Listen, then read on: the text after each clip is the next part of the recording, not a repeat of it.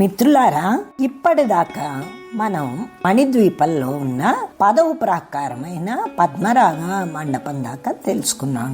ఇప్పుడు మనం 11వ ప్రాకారంలోకి ప్రవేశించాం. 11వ ప్రాకారం ఏమిటది?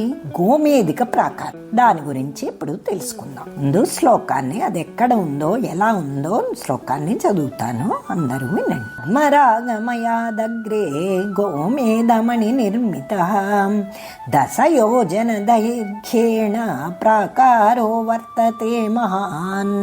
అంటే పద్మరాగమణులతో నిర్మించిన 10వ ప్రాకారానికి అగ్రభాగానికి వెళితే, కొద్దిగా లోపల వైపుకి వెళితేంట గోమేధిక మణులతో నిర్మించిన మరొక ప్రాకారం వస్తుందిటండి.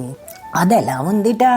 10 యోజన దైర్ఘ్యేన అంటే 10 యోజనాల ఎత్తున విలసిల్లుతూ ఉంటుంటండి. ఓకే, ఆ ప్రకారం గురించి ఇప్పుడు తెలుసుకుందాం. భాస్వజప ప్రసూనాభో మధ్య భూస్తస్య తాదృశీ గోమేధ కల్పితాన్యేవా తద్వాసి సదనాని చ. అంటే ఈ ప్రాకారం అంతా జపాభాస్వత్ అంటే జపా పుష్పాల వలె, అంటే మందార పువ్వులాగా వెలుగులు విరజిమ్ముతూ ఉంటుంటండి. మధ్యభూ తస్య సాదృశి అంటే దాని మధ్య ఉన్న నేల కూడా అంట అలాగే కాంతులు వెదజల్లుతూ ఉంటుంటారు.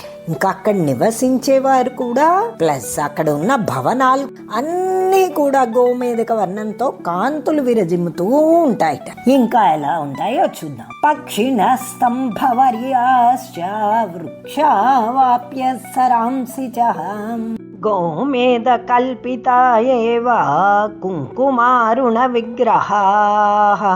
పక్షిణం స్తంభవర్యాశ్చ, పక్షిణః అంటే పక్షులు, స్తంభాలు వృక్షాలు, వాపి అంటే బావులు, సరస్సులు, ఇవన్నీ కూడా కుంకుమ వలె ఎర్రగా గోమేధిక మణుల కాంతితో చేయబడినట్లు ఉంటాయిటండి. ఇంకా ఎలా ఉందిట? తన్మధ్యస్థా మహాదేవ్యో ద్వాత్రింశశ్చక్తయః స్మృతాః నానా శస్త్ర ప్రహరణ గోమేధమణిభూషితాః. తన్మధ్యస్థ అంటే ఈ ప్రాకారం మధ్యలో ఉంటుంది. మహాదేవ్యో అంటే మహాదేవి యొక్క ద్వాత్రింశత్ అంటే 32 మంది శక్తులు ఉంటారటండి. వీరందరూ గోమేధిక ఆభరణాలు ధరించి ఉంటారట. ఇంకా నానాశస్త్ర అంటే అనేక ఆయుధాలు, అనేక రకాలైన ఆయుధాలు, శస్త్రాలు దాల్చి ప్రయోగించి ఎప్పుడంటే అప్పుడు రెడీగా ప్రయోగిద్దామా అనే శక్తితో ఉంటారటండి. ఇంకంట ప్రత్యేక లోకవాసిన్యః పరివార్య సమంతతః గోమేధశాలే సన్నద్ధా పిశాచవదనా నృపః. ఈ 32 మంది శక్తులకు ప్రత్యేక లోకవాసిన్యః అంటే ఒక్కొక్కరికి ఒక్కొక్క ప్రత్యేక లోకం ఉంటుంటండి. వారందరూ అక్కడ వారి వారి పరివారాలతో ఈ లోకాల్లో నివసిస్తూ ఉంటారు. నృప అంటే ఓ రాజా, ఈ గోమేధక ప్రాకారంలో ఉండి శక్తులన్నింట పిశాచవదనంతో ఉంటారు అని వ్యాసులు వారు చెప్తున్నారండి జన్మేజయులకి. అంటే పిశాచాలతో సమానమైన భయంకరమైన ముఖాలతో ఉంటారు ఇక్కడున్న ఈ 32 శక్తులు అని చెప్తున్నారు. ఇంకా ఎలాట?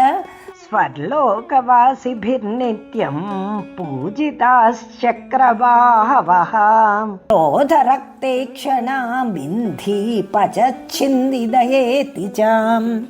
స్వర్లోకవాసిభిర్నిత్యం పూజిత అంటే నిత్యం ఈ శక్తులన్నీ స్వర్గలోకవాసుల చేత పూజింపబడుతూ ఉంటారట. అయిన తర్వాత చక్రబాహవః అంటే నిత్యం చేతుల్లో చక్రాలను ధరించి ఉంటారట. క్రోధరక్తే క్షణ అంటే ఎల్లప్పుడు క్రోధంతో ఎర్రనైన కళ్ళతో ఉంటారటండి. అంతేకాట ఎప్పుడు ఈ విధంగా కోపోద్రిక్తంతో బింది పచ చింది దయేతి అంటే భేదించండి, ఛేదించండి, వండండి, కాల్చండి అంటూ నిరంతరం యుద్ధం చేసి తలంపుతోనే అరుస్తూ ఉంటారు. అయితే వదంతి సతతం వాదం యుద్ధోత్సుక హృదంతరాః ఏకైకస్యా మహాశక్తే దశాక్షౌహిణికా మతా సేనా తత్రాప్యేక శక్తిర్లక్ష బ్రహ్మాండనాశిని తాదృశీనాం మహాసేనా వర్ణనీయా కథం నృపాం. అంటే జనమేజయులతో వ్యాసులు వారు ఇలా చెప్తున్నారండి. ఓ రాజా, ప్రతి శక్తి దగ్గర దశౌక్షణల సేనలుంటాయి. వీరిలో ప్రతి శక్తి 1,00,000 బ్రహ్మాండాలనైనా నాశనం చేయగలుగుతుంది. అటువంటి మహాసేనలను ఏ విధంగా వర్ణించగలని చెప్పు అంటున్నారు వ్యాసుల వారు. అక్కడున్న రథాలకు, వాహనాలకు లెక్కే లేదుట. అదే ఈ శ్లోకంలో చెప్తున్నారు, వినండి. రథానాం నైవ గణానా వాహనానాం తథైవ చ సర్వయుద్ధ సమారంభస్తత్ర దేవ్యా విరాజతే. అంటే ఆ రథాలకు, వాహనాలకు లెక్కలేదంటున్నారు కదా. మరి అందరుంటా ఎల్లప్పుడూ మహాదేవి కొరకు యుద్ధం చేయడానికి సన్నద్ధంగా ఉంటారండి. ఆ మహాశక్తుల యొక్క నామాలను చెప్తాను విను అంటున్నారు వ్యాసుల వారు. ఎందుకంటే వాళ్ళ పేర్లు వింటే పాపాలన్నీ నశించిపోతాయి. ఏమని? తాసాన్నామాని వక్ష్యామి పాపనాశకరాణి చ అంటున్నారు. ఆ పేర్లేంటో చూద్దామా? మరి పాపాలన్నీ నశించిపోతాయి కదా. మరి వాళ్ళ పేర్లన్నీ ఇప్పుడు ఒక్కొక్కటిగా విందామండి. విద్యాహ్రీ పుష్టయ ప్రజ్ఞా సినీవాలి కుహుస్తథా. విద్యాహ్రీ, పుష్టి, ప్రజ్ఞ, సినీవాలి, కుహు, ఇవి శక్తులు, మహాశక్తులండి. ఇంకా ఎవరెవరో చూద్దాం. రుద్ర, వీర్య, ప్రభానంద, పోషిణి, రుద్ధిదా, శుభా, కాళరాత్రిర్మహారాత్రిర్భద్రకాళీ కపర్దిని. రుద్ర, వీర్య, ప్రభా, నంద, పోషిణి, రుద్ధిదా, శుభాః, కాళరాత్రి, మహారాత్రి, భద్రకాళి, కపర్దిని. ఇంకా ఎవరెవరండి? వికృతిర్దండి ముండిన్యో సేందు ఖండా శిఖండిని, నిశుంభ శుంభ మధిని, మహిషాసురమర్దిని. వికృతి, దండి, ముండిని, సేందుఖండ, శిఖండిని, నిశుంభ శుంభ మధని, మహిషాసురమర్దిని. ఇంకా ఎవరంటే ఇంద్రాణి చైవ రుద్రాణి శంకరార్ధ శరీరిణి, నారీ నారాయణీ చైవ త్రిశూలిన్యపి పాలిని.